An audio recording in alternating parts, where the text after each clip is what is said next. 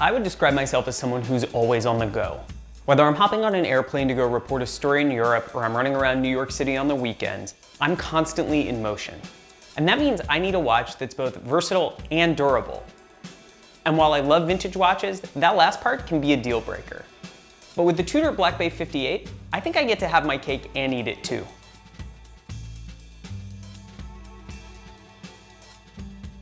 At first glance, the Black Bay 58 looks just like the Black Bays that you already know. It's got a similar case shape with the noticeable bevels on the brushed lugs, the unidirectional bezel with the aluminum insert, and the gilt chapter ring dial with the snowflake hands.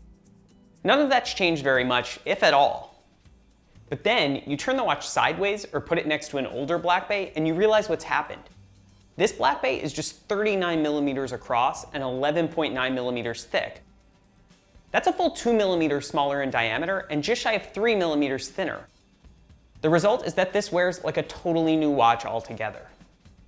There's another big change, but it's one that you don't see just looking at the watch. Inside is a brand new in-house movement, the caliber MT5402, which still provides a 70-hour power reserve, still has COSC chronometer certification, and still uses a silicon hairspring. Performance-wise, you're not giving up anything. You just get a smaller, slimmer package.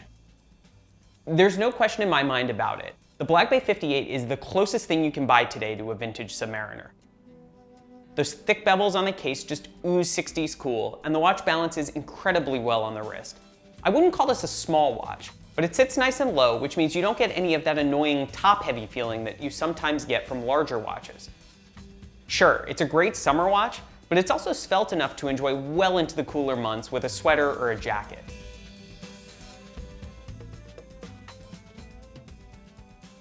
There's one detail on the Black Bay 58 that's more polarizing than all the rest, and it's those gilt accents.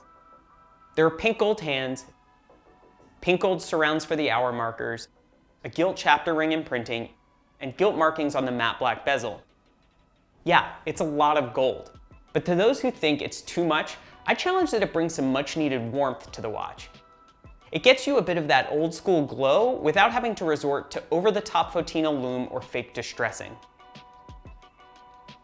Tudor's choice to make this a no-date sub might be my favorite design decision though.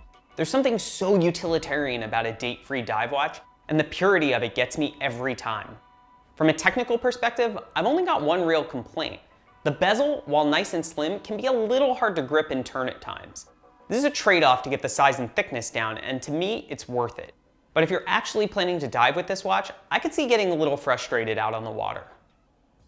Now, for my money, if you're buying a Black Bay 58, you really have to get it on the steel rivet style bracelet. This configuration will set you back $3,625, which on the face of it is already a pretty darn good deal. But wait, the 41mm Black Bay Black is priced at $3,725 on the bracelet.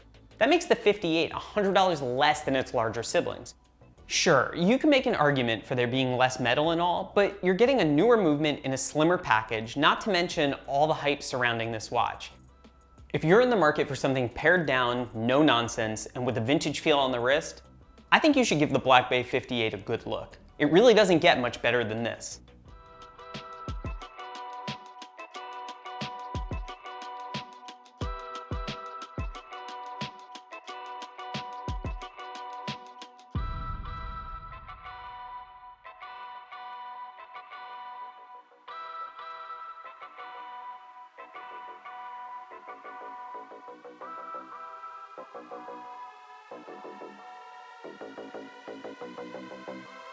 Thank you.